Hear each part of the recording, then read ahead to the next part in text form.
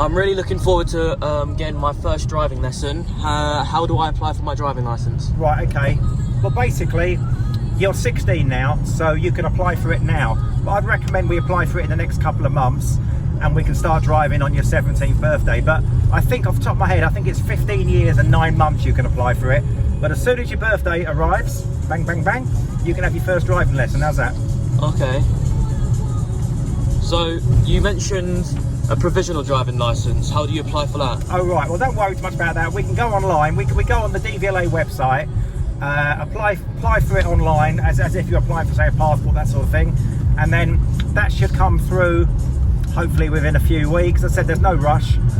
We can apply for that ASAP actually, and then we need to send a photograph off and bits and pieces, but we can do that all online, and that's not a problem. But you will need that obviously to start learning to drive. Okay, so what's the youngest age you can apply for one? You can apply for it now at 16, but I think it's 15 years and 9 months approximately, I think. I'm not sure, but at 16 basically you can apply for it, and obviously you need to be 17 to drive. Okay. I'm quite worried about stuff going wrong, for say on the driving test. How can I get over them fears? Oh, well, don't worry about that. It's a long way off yet. You're nowhere near ready for a test. You'll find once you have your lessons and know the car and know the test centre, you won't have those fears. But everyone suffers with nerves. It's just normal. I wouldn't worry too much about that. But are you worried about stalling at all? Yeah, that's the main thing. Well, the thing with stalling is most people stall, not just learners. It's all to do with the gas, clutch control, but I'll show you all that nearer the time. But if you notice, well, I'm driving automatic at the moment. If you look at the gear stick of the automatic, you just put it in drive, and basically you've only got 2 pedals, gas and brake, but you still need to observe and still need to be fully alert of what's going on. But with a manual car, it's a lot harder. There's a clutch, and I'll teach you all about that, don't worry. Okay, so how does the clutch on an auto... So you said there's no clutch on an automatic. How does that work then? Well, basically, I won't get into too much detail because I'm not a mechanic, but basically an automatic, you just basically put it in one gear like drive, and that does everything for you. It changes gear automatically.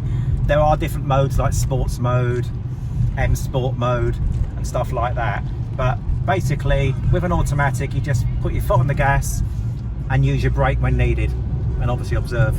With a manual car, you need to use both feet, for the left foot for the clutch, right foot for the gas, and obviously you need to have good clutch control. But I'll go through all that with you, don't worry. Okay, so what about the gear stick? It's just a simple thing on the automatic. There's no actual gears on the automatic? Yeah. Well, on the automatic, you just basically put it in drive. You see, I can't really see it's in drive there. But what about the first, second, third, fourth, fifth gear? Well, on an automatic, that's all done automatically for you. On the manual, you will do that. So basically, as I say, I will get you onto that once we get you behind the wheel. It's very difficult to explain that while we're in the car, particularly in automatic. But what we can do is, once you're on your first lesson, we'll go to a quiet road and we'll practice clutch control, and you'll see it will gradually come. It will take time. You will need a few lessons, but it will come. Okay. So, how many lessons do you reckon I would need, and how much do you reckon it would cost? Right, that's the $1,000,000 question. How long's a piece of string? Obviously, you're my son. I don't suppose it'll cost you anything, you jammy devil. But unless you're working. If you're working, you can contribute. There's nothing wrong with that. But normally, an average person from scratch, with no knowledge, can take anything from 35 lessons to 50 lessons. It could even be more than that. Everyone's different. It depends what you put into it. It's like being at school. You put the hours in and the work, you'll learn to drive. But you can't really put a number on driving safety. Everyone's different. I would say on average 45 lessons. So what about the price for an average person for all them lessons? Oh, well, that's difficult to say, depending on how much driving lessons are, but work it out for yourself. Let's just say an average person has 35 to 40 lessons.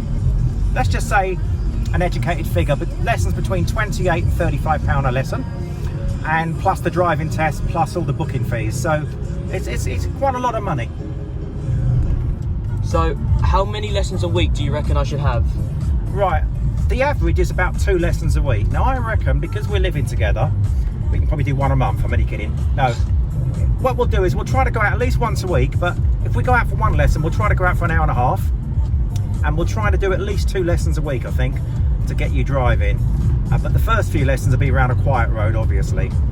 How many lessons do most people have a week? depends how much they can afford. I mean, some have 4 lessons a week, you know, but I recommend a good 2 lessons a week would be fine if you're not in a mad hurry. So on the tests, what are the examiners like that sit back in the back of your car? Well, they sit next to you, actually. Oh, yeah. Okay. They will sit in the back seat next to you. The examiners are fine. Remember one thing, there's always a little bit of a myth and a bit of an old wives' tale about certain examiners. They've all got different personalities, but the way I look at it is, if you're well prepared and you're taught well, which you will be, and you've had the right amount of lessons, the only person that can fail you is you. The examiner is not going to go out and fail you. It's down to you on the day. But nerves do take a massive part of this. So what should I do to prepare myself for the lessons? Is there like any books or any like YouTube channels or anything that you would recommend? Well, obviously YouTube's good. There's loads of driving tips on there, but I'm going to say stick with me on this one. Right, download an app for the theory, because I recommend practicing for your theory well before you can drive, but don't take your theory test before you've had a few lessons. And the highway code is the Bible for drivers. The highway code is very, very important, and a really good app on the theory test. Okay, so would you say the highway code is essential for all new learning drivers? I would say it's essential for every driver, not just learners, but the highway code is the Bible, and of course your theory test. The thing with a theory test is it's no good practicing and reading stuff too early, because the theory test changes and updates. So ideally from now on, get yourself a good app and practice for the theory test, and then when you've had a few lessons, we can apply for your theory test. So what sort of car do you recommend to a new person that passed their test, looking to buy a car but doesn't have too much money? Right, that's the tricky question, because the problem is buying the car might be the easy bit. It's actually insuring it could be the hard bit. Insurance could cost a fortune, but this is why I feel sorry for young drivers. I'd recommend something like a little Fiat or a Fiesta, or in your case a McLaren. I'm only kidding. I think a little Ford Fiesta or a Fiat, and try to get insurance as cheap as possible. I mean, some insurance companies can charge a lot of money for new drivers. There are such a thing as black boxes and stuff like that, but we'll look into that nearer the time. But it is very difficult for young drivers. Just be prepared. The car might be cheaper than the insurance. Okay, so do you recommend a new passer getting a black box in their car or not? Well, we need to look into this. The black box is very good, but the only thing with a black box is it doesn't work for everyone. That is the problem, but we need to look into that. But what we do is we'll get a few quotes once we know what car we're going to be looking at. But I think I like a little Fiat or a little Ford Fiesta or a little Citroen C3, something like that, and then we'll see what the best deal we can get on the insurance is. But there is things like Pass Plus, which we do, which can help the insurance as well. So let's cross that bridge when it comes. I'm going to pass you over to my son Joe now and have a chat to him about any concerns he might have about learning to drive in a few months' time. Hi, Joe. You right? Yeah, not too bad. Anyway, what's anything bugging you particularly about starting to learn to drive? Not too much. I'm just excited to learn to drive, and maybe my concern is not passing first try and all that. Oh, a lot of people worry about that, but let's not run before we can walk. Let's cross that bridge when it comes. And yeah, no. And also, me being your dad, probably the lessons will be probably on the house. So I want you to pass as quickly as possible, but I will stress this. I want you to be safe and up to standard. So I would never cut corners. You're my son. Obviously, I want you safe. Same as I want any pupil safe, but I won't cut corners. But please, quicker the better. Yeah, I mean, I'll try. I know you will. Any other questions? Any questions you'd like to ask? I'm not sure. Okay, let me ask you a few questions. If I said to you, do you know what the MSM means? Oh, that's mirror signal maneuver, isn't it? That's correct. Yeah, you've seen me do it enough. Yeah. And you've seen me post enough videos. Yeah, mirror signal maneuver is really, really important. Observation is paramount. Obviously, this is an automatic car. It's 3 litre. You can't drive this one, but you can drive the driving school car. Yeah. The difference is between a manual and automatic. Any ideas? It doesn't have a clutch. That's correct. An automatic hasn't got a clutch, which makes it a damn sight easier. But as I said before, I think because you're a young driver, cars are going to be very expensive. I think it'd be cheaper for you, yeah, and beneficial to get a manual car to start with, and then hopefully one day get an electric car. Yeah, when I'm rich. Yeah, that's right. A nice Tesla or something. Yeah. Or, but let me ask you one question. Say, for instance, money was no object, and you've been driving for a while. What car would you get? Well, any car. Any car. Maybe a Tesla as a family car, and maybe little run around for me like a McLaren. A little run around. Yeah, I think that's a really nice sort of starting up car. But bearing in mind, though, you've been driving a while, and hopefully with all this money, you'll be looking after your old dad. Yeah. I'll buy you an M4. Oh, at last. Okay, cool. I think if you've got a McLaren, I think I can go a step up. Don't you think?